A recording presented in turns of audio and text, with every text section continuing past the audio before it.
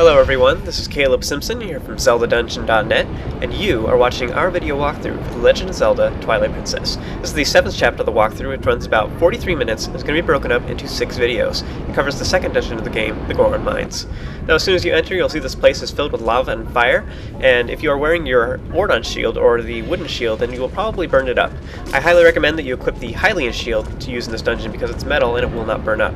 If you have yet to purchase the Hylian shield, you should go to Kakariko Village and go to Malomart, which is now open, and you can buy it for 200 rupees. So you want to avoid the flaming pillars of death because these things will hurt you, obviously. It's not very good to touch lava. Also try not to fall into the lakes of lava straight below because it will make you start the room all over again. Once you get across to the other side here, you can take either the left or the right. Once you get over here, you want to slash through the wooden barriers here, and then you'll see that there's a flaming, glowing thing of doom. You want to equip your iron boots and then step on the switch. This will cause the flames to stop blowing for a moment. Then you'll hear clicking in the background. This is the timer, and once the timer is finished, then the flames will return. So they only last a couple seconds. So up ahead, you'll see that there's another flaming, glowing thing of death, so you want to come over here and step on this switch, once again using your iron boots, and then this will stop the flames for a short time. You want to quickly head forward. This one's a slight bit trickier than the last one. You want to make a U-turn and quickly get past this area before the flames return and blow you into the lava. Once you get over here, you can face this new enemy here in the lava if you like. It's called a Fire Tolpoli, what a retarded name. These guys shoot like little fireball things, which can be reflected using the shield attack, which is the second hidden skill. We got that at the end of Chapter 5, so if you have not yet gotten it, you will not be able to get it for quite a while. But don't worry, it's not really necessary to beat this dungeon. I'm just using it just to show it off. But it is not necessary at this point in the game. So, if you have yet to get it, you can always get it later. You can check out our Howling Stones guide on our website, and it will show you how to get all of the hidden skills. So, that being said, we're going to move right along. Head straight across. You'll see that there is a small chest that contains red ruby, which is worth 20. You can gather it if you'd like. There's also some new enemies here called torch slugs. These guys are like flaming slugs of death, and sometimes they're hanging on the ceiling, which they will fall down as soon as you get close. Now you just want to slash them with your sword. If you can use the ending blow on them, but it hurts you right now, so just don't use that ability. I'm not really even sure why they even give you that option. But anyways, you want to kill all the torch slugs in this area, and then go step on the switch. This will cause the flames to disappear on the other side of the room. Now that the torch slugs are out of the way, we will have a clear path to get over here. So head all the way over there, jump across, and head off to the right. Now in this room we have a gate that is locked, and we're going to have to undo it. You'll see there's a little platform here on the right.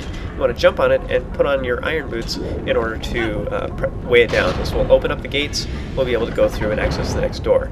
Now if you jump down, you won't be able to jump on top of this platform. You'll be able to get up here by turning around. You'll see here there's some crates that you can climb up that you can use to get on top of that platform. And you can slash up the barrels and stuff in this room too to get recovery hearts in case you are hurt. You want to head on through the next door, and this will actually take us to the main room of the dungeon, which is the center of the mines, and we will be returning here repeatedly at various points of the dungeon. This room has these large cranes, just make note of that, and just a little pet peeve right here, this room annoys me, because it's just like if they wouldn't actually design mines this way. Look at this platform straight ahead. It's not connected to this platform at all. There's no way to get to that unless you return to this same room by going through all these other rooms. You have to go through like 5 rooms in order to get back into the same room on an upper platform.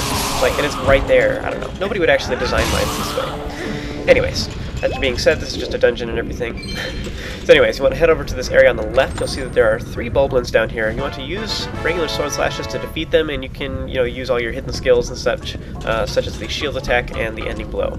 Once they're all defeated, you want to head over to the right side this time, and we'll be able to access that locked door I talked about earlier. Now just one thing I want to mention up ahead, there's these little platforms that kind of spin around occasionally. They don't really serve any purpose. I don't see anything that they need to spin around. They're not gears or anything, but they will dump you into the lava if you're not careful. These platforms remind me of platforms from Super Mario 64, and like that whole path you had to get unlock the green blocks to turn metal and everything. Yeah. Anyways, you want to head forward, and then there's a locked door up ahead. You want to unlock it using your small key and head on through this next room. And here you'll also find a new enemy, which is returning from previous Zelda titles, called a Dodongo. These guys have been around since the very beginning of the series for the original Legend of Zelda for the Nintendo Entertainment System. They've been in other Zelda titles since, such as Ocarina of Time, Majora's Mask, and the Ooocoo series. And I believe they actually have an appearance in Phantom Hourglass as well, because one of the bosses in that is also a Dodongo. In any case, in this game, they have more of a gecko-like appearance. So anyways, I just defeated that one. We'll jump across all these little platforms, avoid getting hit with the lava, obviously, and then up ahead we'll see another Dodongo. These guys are pretty impenetrable from the front for now, but you can smack them in their soft tail area. They blow fire occasionally, so you want to wait for them to face towards you, let them start blowing fire, and then you can use that time when they're holding still to sneak around behind and smack their tail. Their soft tail will defeat them after a good 6 or 7 sword slashes. If you want to jump across the next platform, so there's another third Dodongo. Once this one's defeated, you'll have killed all the enemies in this room. Once you've defeated this one, then I just want to point out, you can see through this grating, you can see the fire that is blowing. All the fire pillars will blow at the same time. You actually have to wait for the fire pillars in order to cross this path, as we'll go in a moment. You want to put on your iron boots and then pull on the chain to pull this stone block out of the wall. And just watch the fire pillars through that grating. You want to run away from it as soon as the fire pillars are about halfway done, and then we'll be able to run off to the right, and these fire pillars will just stop just about then. You want to jump across all these little platforms, and now we'll be able to get into this inner area where the stone is now receding. Quickly run through and you'll see that it is closing behind us. We had more than enough time because we were watching the fire pillars through that grating. Just a cool little tip for you. So now we're actually stuck on this side, but that's okay because this is the area we want to go to. Head on through the next door, and this is a cool little room. As soon as you enter, you'll see this little cutscene that kind of showcases everything. There's a lot going on in here.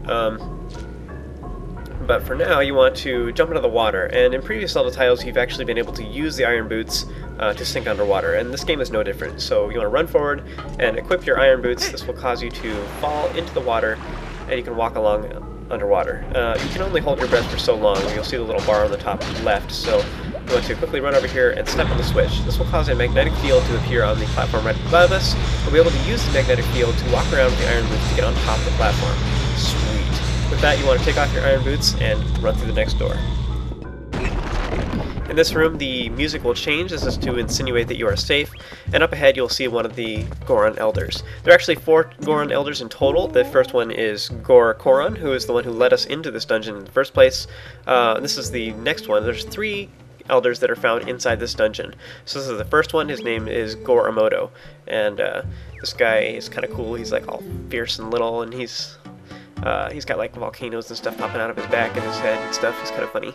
They're all steamy. In any case, he gives you the first of the key shards. Each one of the elders has a piece of the key shards. This is you merge them all together to make the boss key. This will allow you to access the room where they locked away Darbus, their patriarch, who is obviously the boss of this dungeon. After you're done talking with him, he encourages you to go find the other elders. You want to head forward and open up the chest to get the dungeon map. This will aid us in trying to figure out where we need to go, because we are probably hopelessly confused. With that, you want to go ahead and open up the small chest off to the side. There's containing a red ruby, which is worth 20.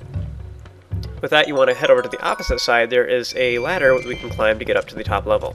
Just something quick I want to mention is that Amoto, it kind of sounds like Amoto, the guy who created the Zelda series.